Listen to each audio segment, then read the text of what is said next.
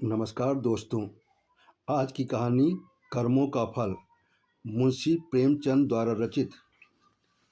मुझे हमेशा आदमियों के परखने की सनक रही है और अनुभव के आधार पर कह सकता हूँ कि यह अध्ययन जितना मनोरंजक, शिक्षाप्रद और उद्घाटनों से भरा हुआ है, उतना शायद और कोई अध्ययन न होगा।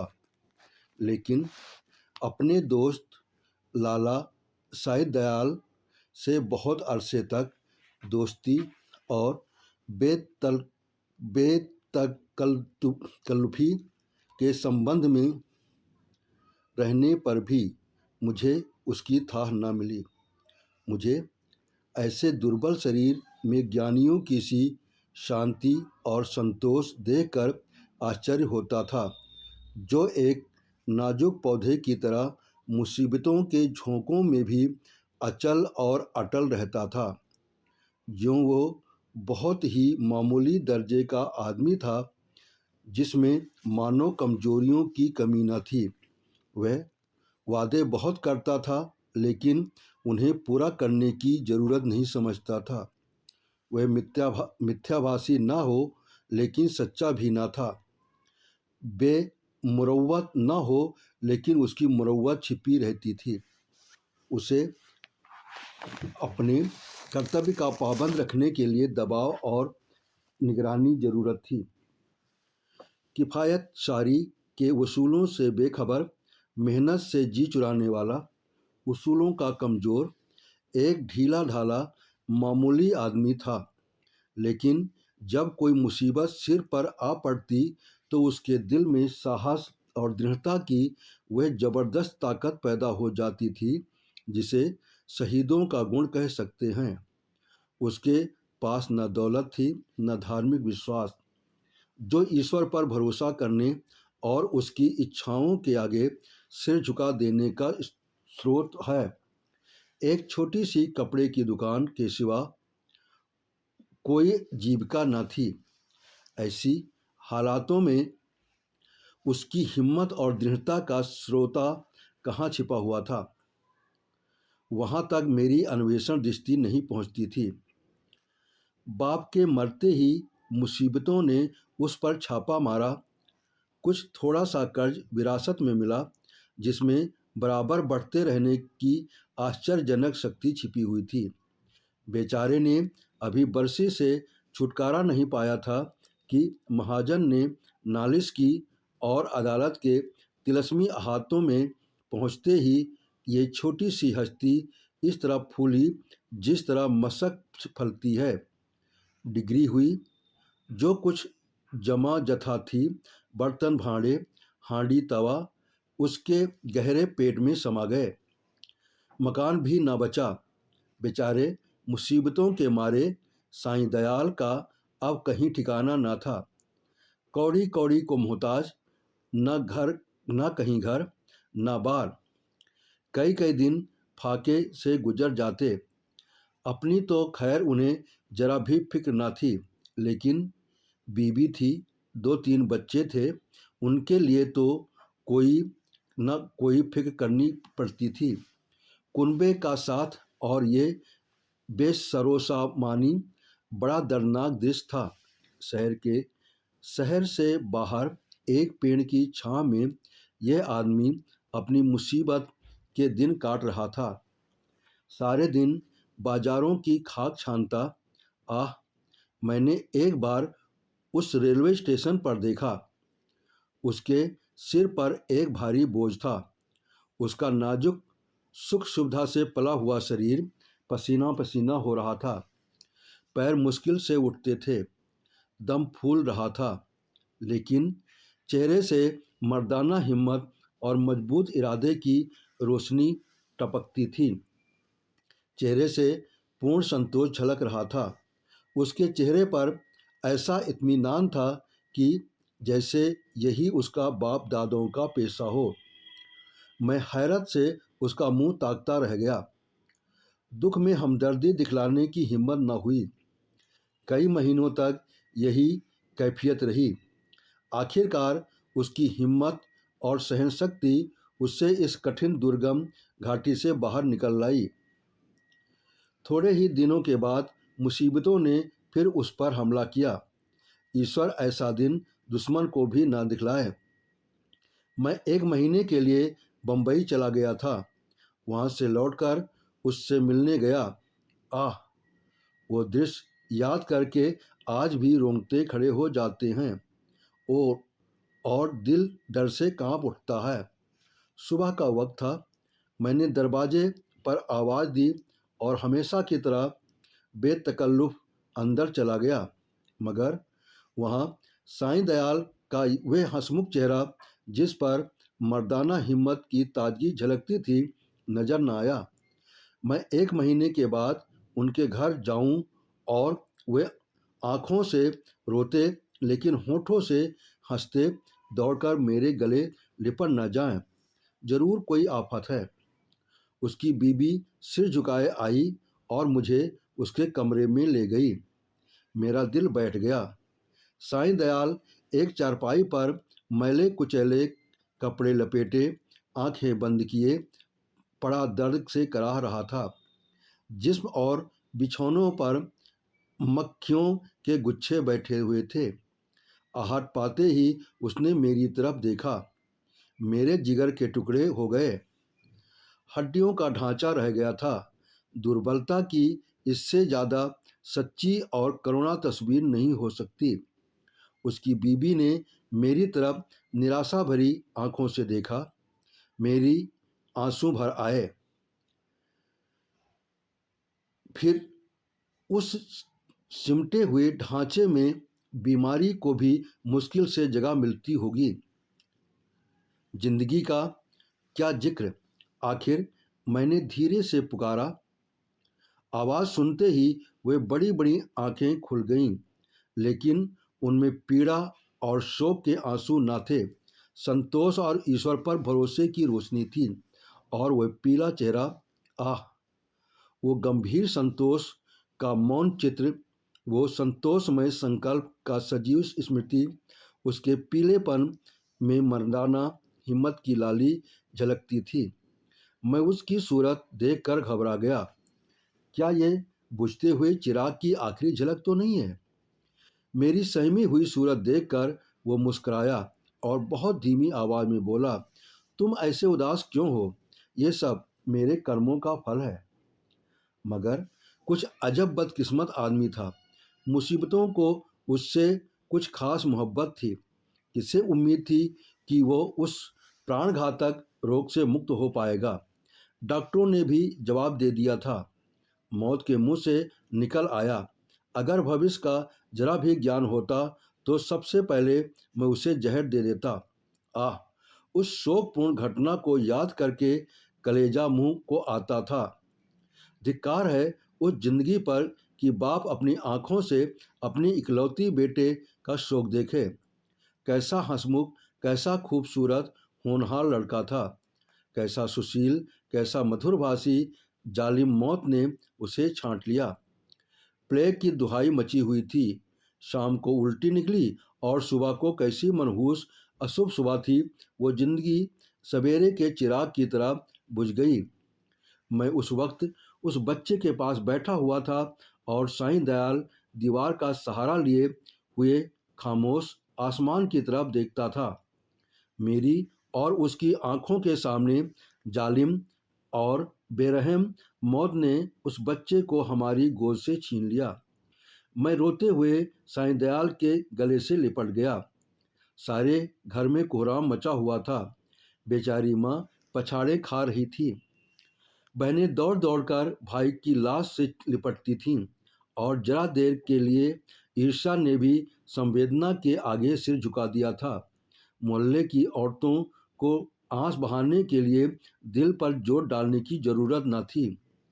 जब मेरे आंसू थमे तो मैंने साईं दयाल की तरफ देखा। आंखों में तो आंसू भरे हुए थे। आह, संतोष का आंखों पर कोई बस नहीं, लेकिन चेहरे पर मर्दाना दृढ़ता और समर्पण का रंग स्पष्ट था। इस दुख की बाढ़ और तूफानों में भी शांति की नैया उसके दिल को डूबने से बचाए हुए थी। इस दृश्य ने मुझे चकित नहीं स्तंभित कर दिया। संभावनाओं की सीमाएं कितनी ही व्यापक हों, ऐसी हृदय द्रावक स्थिति में होश आवास और इत्मीनान को कायम रखना उन सीमाओं से परे है। लेकिन इस दृष्टि से साईं दयाल मानो नहीं अति मानो था। मैंने रोते हुए कहा, भाई साहब, अब संतोष की परीक्षा का अवसर है। उसने दृढ़ता से उत्तर दिया, हाँ, यह कर्मों का फल है। मैं एक बार फिर भौचक होकर उसका मुंह ताकने लगा। लेकिन साईं दयाल का ये तपस्वियों जैसा धैर्य और ईश्वरेच्छा पर भरोसा अपनी आंखों से देखने पर भी मेरे दिल में संदेह बाकी थे। मुमकिन है जब तक चोट ताजी है सब्र का बांध कायम रहे, लेकिन उसकी बुनियादें हिल गई हैं, उसमें दरारें पड़ गई हैं। अब ज़्यादा देर तक दुख और शोक की लहरों का मुकाबला नहीं कर सकता। क्या संसार की कोई दुर्घटना इतनी हृदय द्रावक, इतनी निर्मम, इतनी कठोर हो सकती है? संतोष और दृढ़ता और धैर्य और ईश्वर पर भरोसा, ये सब उस आंधी के समान घास फूस से ज़्यादा नहीं। धार्मिक विश्वास तो क्या, अध्यात्म तक उसके सामने सिर झुका देता है। उसके झोंके आस्था और निष्ठा की जड़ें हिला देते हैं। लेकिन मेरा अनुमान गलत निकला। साईं दयाल ने धीरज को हाथ से न जाने दिया।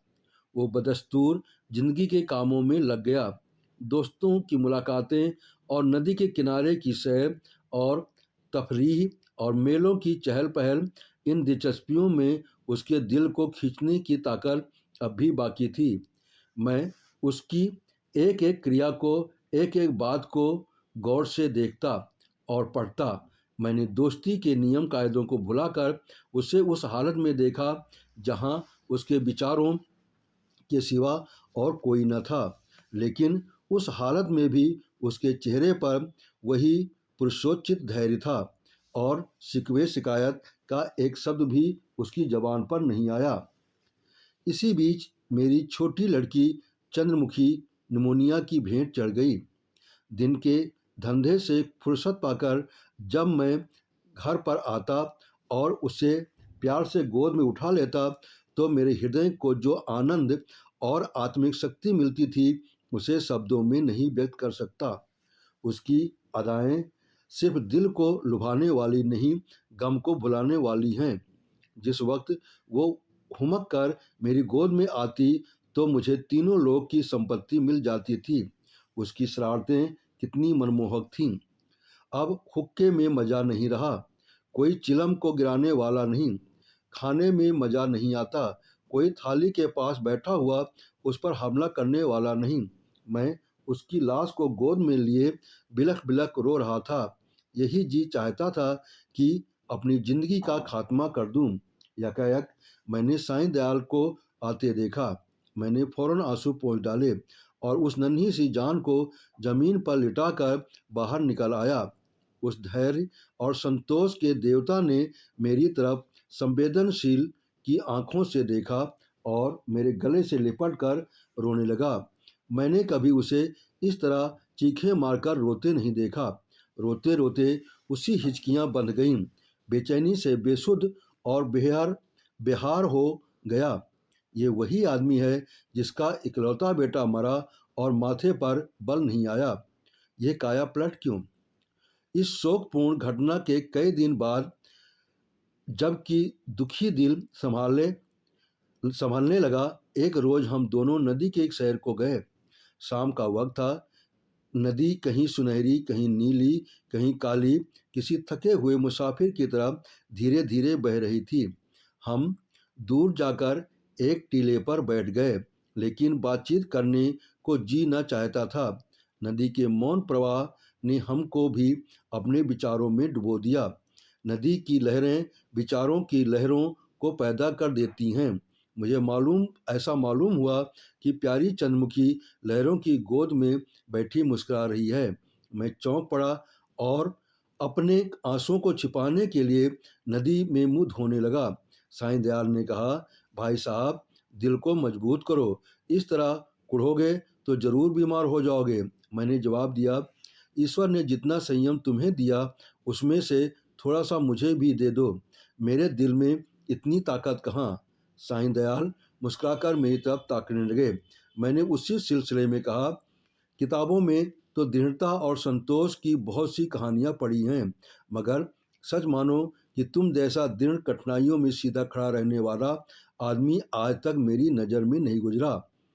तुम जानते हो कि मुझे मानव स्वभाव के अध्ययन का हमेशा से शौक है, लेकिन मेरे अनुभव में तुम अपनी तरह के अकेले आदमी हो।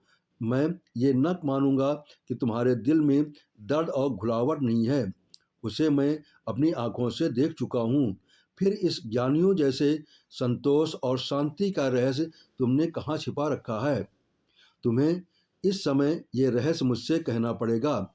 साईं दयाल कुछ सोच विचार में पड़ गया और जमीन की तरफ ताकते हुए बोला, ये कोई रहस्य नहीं, मेरे कर्मों का फल है।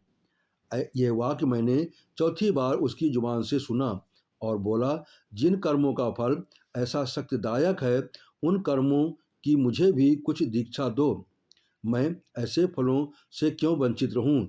साईं दयाल ने व्यथापूर्वक स्वर में कहा, ईश्वर न करे कि तुम ऐसा कर्म करो और तुम्हारी जिंदगी पर उसका काला दाग लगे। मैंने जो कुछ किया है वह मुझे ऐसा लज्जाजनक और ऐसा घृणित मालूम होता है कि उसकी मुझे जो कुछ सज़ा मिले मैं उसे खुशी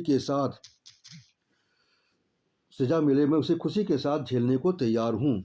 आह, मैंने एक ऐसे पवित्र खानदान को, जहाँ मेरा विश्वास और मेरी प्रतिष्ठा थी, अपनी वासनाओं की गंदगी में लिथेड़ा, और एक ऐसे पवित्र हृदय को जिसमें मोहब्बत का दर्द था, जो सौंदर्य वाटिका की एक अनोखी नई खिली हुई कली थी और सच्चाई थी। उस पवित्र हृदय में मैंने पाप और विश्वासघात का बीज हमेशा के लिए बो दिया।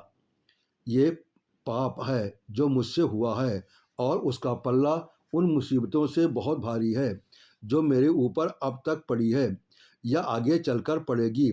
कोई सज़ा, कोई दुख, कोई क्षति उसका प्रायश्चित नहीं कर सकती। मैंने सपने में भी न सोचा था कि साईं दयाल अपने विश्वासों में इतना दृढ़ है। पाप हर आदमी से होते हैं। हमारा मानव जीवन पापों की एक लंबी सूची है। ये कौन सा दामन है जिस पर ये काले दाग न हों? लेकिन कितने ऐसे आदमी हैं जो अपने कर्मों की सजाओं को इस तरह उदारतापूर्वक मुस्कुराते हुए झेलने के लिए तैयार हों?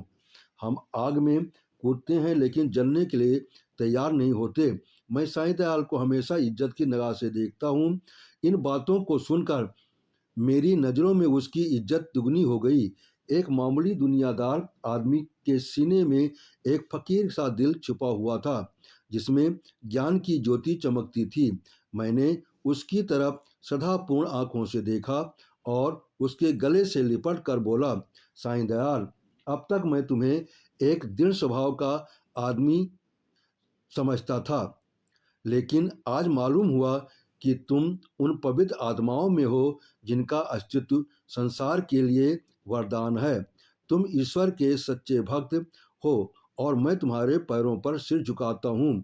अगर आपको कहानी पसंद आई हो तो इसका सब्सक्राइब करें। मैं इसके आभारी रहूँगा।